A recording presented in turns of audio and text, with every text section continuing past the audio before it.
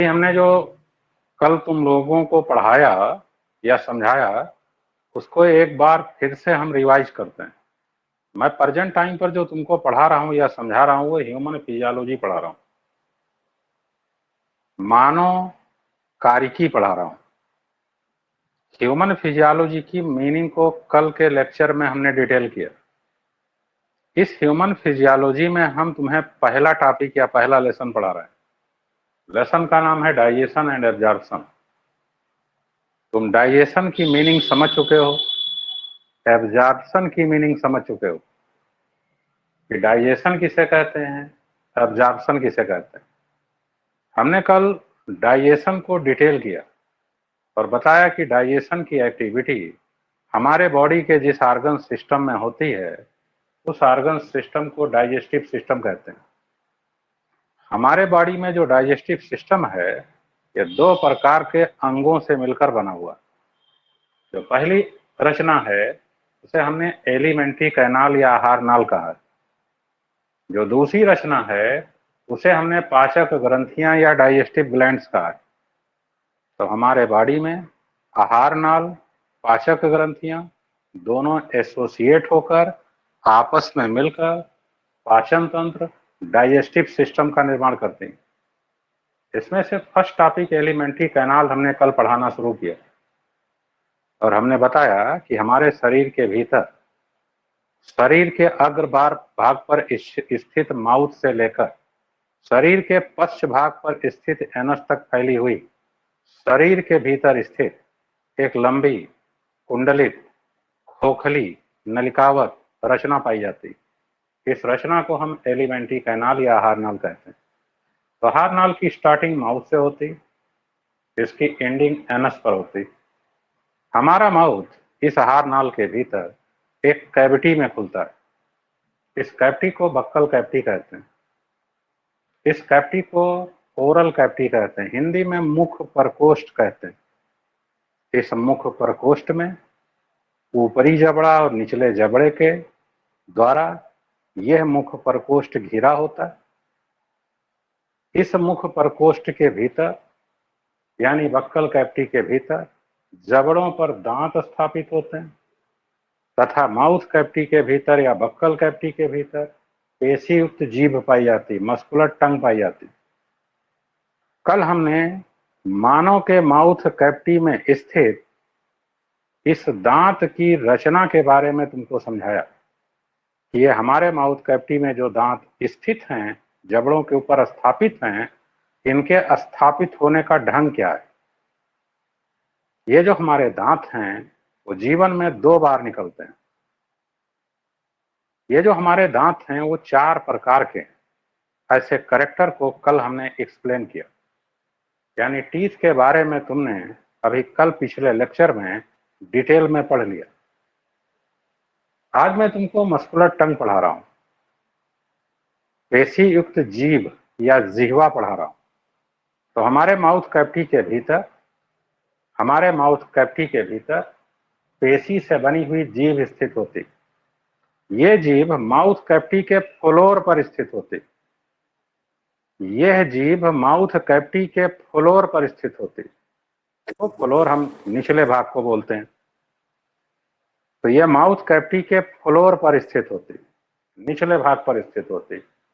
यह mouth cavity के निचले भाग पर अटैच होती, जिसकी सहायता से अटैच होती, जिसकी मदद से यह माउथ कैविटी के फ्लोर पर पिछले भाग पर अटैच होती, हम उसे फ्रेनुलम कहते हैं। तो हमारी जीभ का पिछला भाग हमारे माउथ कैविटी के फ्लोर पर एक विशिष्ट प्रकार की रचना द्वारा स्थापित होता है। उस रचना को हम फ्रेनुलम कहते हैं। हमारे जीभ के अपर सरफेस पर, ऊपरी सतह पर अनेकों सूक्ष्म उभार पाए जाते हैं। हम इन सूक्ष्म उभारों को अंकुर, अंग्रेजी में पैपली कहते हैं। ये जो पैपली होती हैं इनकी मदद से हम स्वाद ग्रहण करते हैं, टेस्ट ग्रहण करते हैं। जो हम खाते हैं उसमें जो केमिकल होते हैं उन केमिकल का जो टेस्ट होता है उस टेस्ट को हम इस पैपली की मदद से ग्रहण करने का काम करते हैं। अब अगर हम थोड़ा आगे स्टडी करें और मानव के शरीर में ये हम मानव के हेड का स्ट्रक्चर दिखावें, सिर का स्ट्रक्चर दिखावें, तो इस सिर के स्ट्रक्चर पर जो ये रचना दिख रही है इसे माउथ कहते हैं, मुख कहते हैं। यह मुख जिसमें खुली हुई है इसे माउथ कैविटी कहते हैं। ये माउथ कैविटी, जिसे बक्कल कैविटी या ओरल कैविटी भी कहते हैं, इसका पिछला भाग एक संकरे और छोटी नलिका में खुलता है। ये जो संकरी और छोटी नलिका है इसको हम फायरिंग्स कहते हैं, हम इसको ग्रसनी कहते हैं। इस ग्रसनी की मदद से, इस फायरिंग्स की मदद से हम भोजन को निगलते हैं। इसी फायरिंग से होकर नाक के छिद्रों द्वारा वायु भी हमारे श्वसन तंत्र में प्रवेश करती। यानी जो ये फायरिंग्स है, ग्रसनी है, ये ग्रसनी भोजन का और एयर का, हवा का कॉमन पाथ है। यानी फायरिंग्स के द्वारा भोजन हमारे पाचन तंत्र में प्रवेश करता है, आहार नाल के अगले भाग में प्रवेश करता है, जिसे ग्रास नली कहते हैं। इसी फायरिंग्स के द्वारा हवा भी पास होती है, एयर भी पास होती है। वो हमारे श्वसन तंत्र के जिस भाग में प्रवेश करती है उसे हम विंड पाइप कहते हैं या उसे हम ट्रैकी कहते हैं। जैसे अभी हमने तुमको समझाया कि ये फायरिंग्स, ये भोजन का और एयर का कॉमन पाथ, इसकी मदद से भोजन हमारे आहार नाल के अगले भाग में जाता है। इसी की मदद से नाक के छिद्रों द्वारा आई हुई वायु हमारे श्वसन तंत्र के विंड पाइप या श्वसन तंत्र के ट्रैकिया भाग में प्रवेश करती। तो firings is common passage of food and air. अब अगर हम थोड़ा और आगे बढ़ते हैं तो हम ये देखते हैं कि जो हमारा श्वसन तंत्र है, हमारा रिस्पायरेटरी सिस्टम, और रिस्पायरेटरी सिस्टम तमाम रचनाओं से मिलकर बना हुआ। उस रिस्पायरेटरी सिस्टम में लंग है, लंग से निकली हुई कुछ नलिकाएं हैं जिनको श्वास नलिकाएं कहते हैं। वो श्वास नलिका आकर इसी फायरिंग्स में खुली हुई। श्वास नलिका फायरिंग्स में जिसकी मदद से खुली हुई है हम उसे ग्लाटिस कहते हैं। तो हमारे फायरिंग्स में श्वास नलिका, विंड पाइप या इसे ट्रैकी कहते हैं, यह आकर ग्लाटिस नामक छिद्र द्वारा खुली होती। इस ग्लाटिस को एक कार्टिलेज से बना हुआ, एक उपास्थ से बना हुआ कवर, जिसे हम कार्टिलेज फ्लैप कहते हैं, वो ढकने का काम करता है। यह कार्टिलेज फ्लैप इस ग्लाटिस को तब ढकता है जब माउथ कैविटी का भोजन हम निगल कर फायरिंग्स के द्वारा अपने आहार नाल के अगले भाग ओसोफेगस में ले जाते हैं। तो जब हम अपने माउथ कैविटी या बक्कल कैविटी के भोजन को निगलते हैं तो फायरिंग्स के द्वारा वो भोजन पास होकर आहार नाल के जिस भाग में पहुंचता है उस भाग को ओसोफेगस या ग्रास नली कहते हैं। इस समय जब हम भोजन को निगलते हैं तो ये कार्टिलेज फ्लैप, जिसे हम इपिग्लाटिस कहते हैं, ये इस ग्लाटिस को बंद कर लेता है। अगर कार्टिलेज फ्लैप, जिसे हम इपिग्लाटिस कहते हैं, ये इपिग्लाटिस ग्लाटिस को बंद कर लेता है तो भोजन का कोई भी कण हमारे श्वास नलिका में, हमारे विंड पाइप में प्रवेश नहीं कर पाता। इसीलिए जब हम भोजन को निगलते हैं तब सांस नहीं ले पाते उतने क्षण के लिए, और जैसे ही हम भोजन को पास कर देते हैं फारिक्स से ओसोफेगस में, अब हम सांस ले सकते हैं। अब यह कार्टिलेज फ्लैप फट जाएगा, ग्लाटिस खुल जाएगी, फारिक्स का कम्युनिकेशन विंड पाइप से हो जाएगा। अब नाक के छिद्रों द्वारा, नेजल पैसेज द्वारा इस फारिक्स से होकर वायु विंड पाइप के द्वारा फेफड़े में चली जाएगी। तुम्हारे समझ में आना चाहिए what is the function of epiglottis. Epiglottis क्या काम करती है? तुम्हारे समझ में आना चाहिए एपिग्लाटिस किससे बनी होती? कार्टिलेज से बनी होती। वो कार्टिलेज क्या होता है? कार्टिलेज संयोजी ऊतक होते हैं। जब हमने तुमको ऊतक के बारे में, एनिमल टिश्यू के बारे में पढ़ाया है, तो स्पेशलाइज्ड कनेक्टिव टिश्यू पढ़ाया, विशिष्ट संयोजी ऊतक पढ़ाया। उस विशिष्ट संयोजी ऊतक में कार्टिलेज के बारे में अच्छे ढंग से बताया गया। तो कार्टिलेज क्या होते हैं? ये विशिष्ट संयोजी ऊतक होते हैं। ये हमारे शरीर के अंदर स्थित कुछ विशिष्ट स्थानों पर पाए जाते हैं। ये हमारे शरीर के अंतः कंकाल के भाग होते हैं। कार्टिलेज के बारे में नॉलेज तुमको एनिमल टिश्यू नामक चैप्टर में मिलेगी। चलो ठीक है, तुमने पढ़ लिया कि फायरिंग्स भोजन का, वायु का कॉमन पैसेज स्थल है, पार्ट्स है, जिससे भोजन ओसोफेगस में चला जाता है और वायु इस ग्लाटिस द्वारा श्वसन तंत्र में चली जाती है। लेकिन इस ग्लाटिस को, ये opening of wind pipe glottis को एपिग्लाटिस ढकने का काम करता है। इसीलिए निगला हुआ भोजन का कोई पार्ट विंड पाइप में नहीं जा पाता। तुम्हारे समझ में माउथ आ गया, तुम्हारे समझ में बक्कल कैविटी आ गई, तुम्हारे समझ में फारिंग्स आ गई। वैसे फारिंग्स में दो पार्ट्स होते हैं। एक पार्ट ऐसा होता है जिधर से भोजन पास होता है, एक पार्ट ऐसा होता है जिधर से वायु पास होती है। इतना डिटेल में हम नहीं जाते, इतना डिटेल में तुम आगे पढ़ोगे, लेकिन तुम्हारे समझ में फारिंग्स आ गई। अब इस फारिंग्स का संबंध एक पाइपलाइन से होता है। यह पाइपलाइन हमारे नेक द्वारा हमारे इस थोरोक्स वक्ष भाग में प्रवेश करती। हमारा ये थोरोक्स भाग, वक्ष भाग, एक मस्कुलर सेप्टा द्वारा इस एब्डोमेन पार्ट से अलग होता है। हम इसे डायाफ्राम कहते हैं।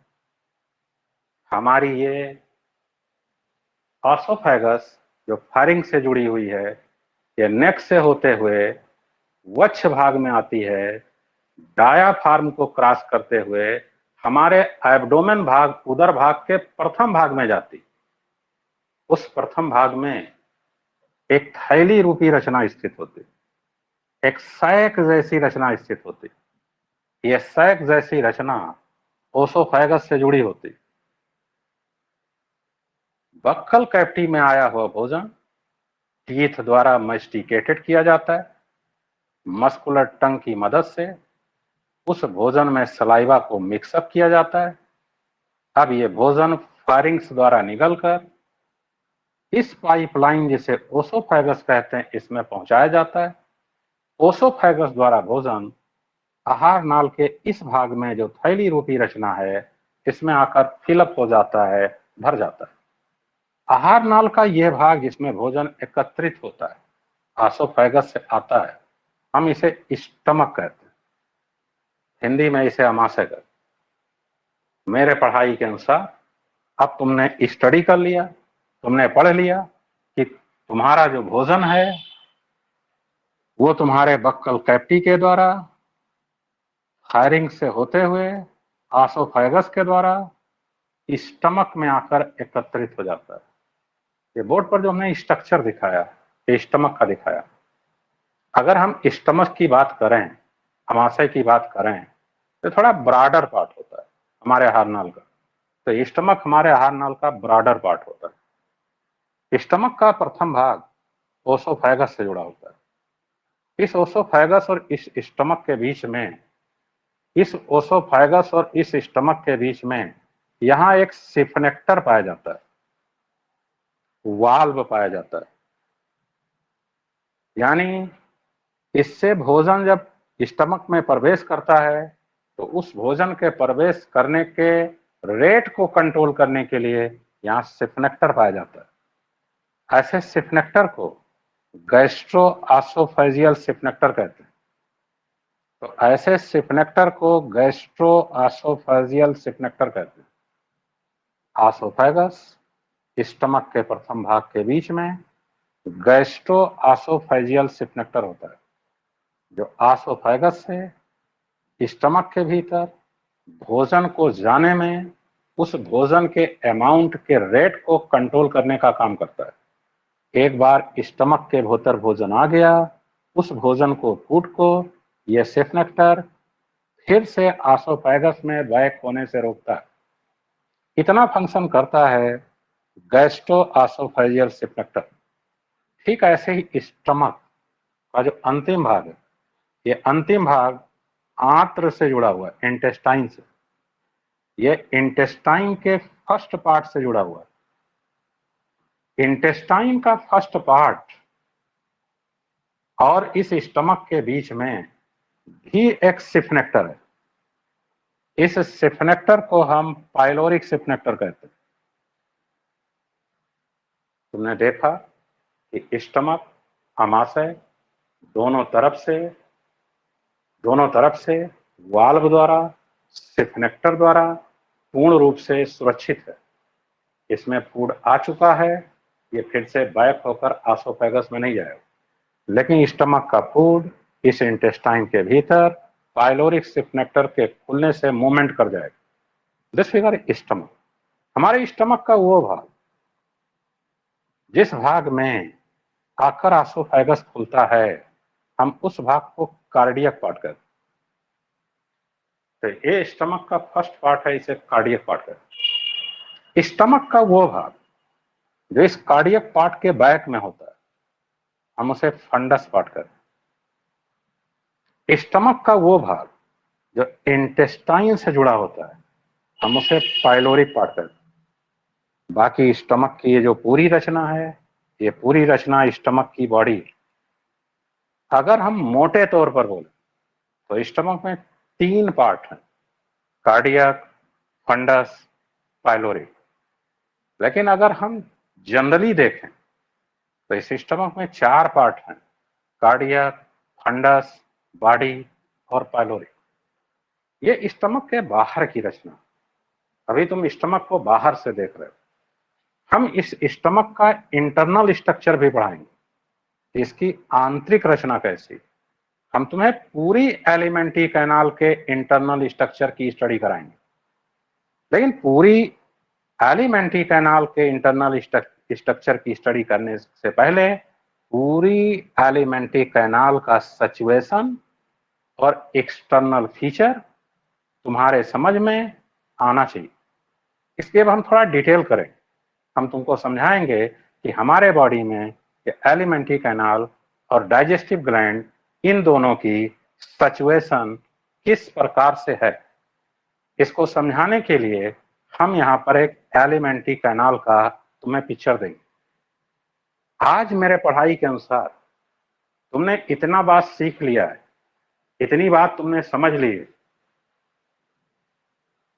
कि डाइजेशन और एब्जॉर्प्शन की क्रिया डाइजेस्टिव सिस्टम में होती है।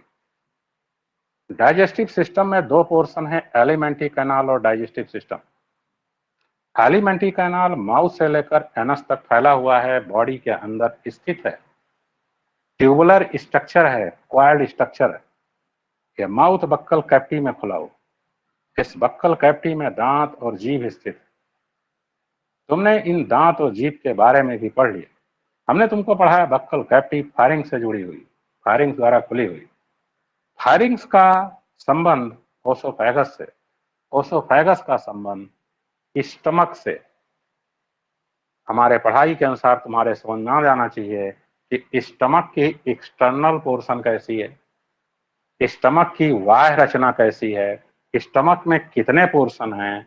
One sided stomach connected from oesophagus and second side stomach connected from intestine. इतना समझने पर अब हम तुमको इसका एक पूरा डिटेल एलिमेंट्री कैनाल का पिक्चर समझाते हैं। एलिमेंट्री कैनाल के पिक्चर को समझाने के लिए थोड़ा सा हम यहाँ पर फिगर मेंशन करें। उस फिगर को समझने का काम करो।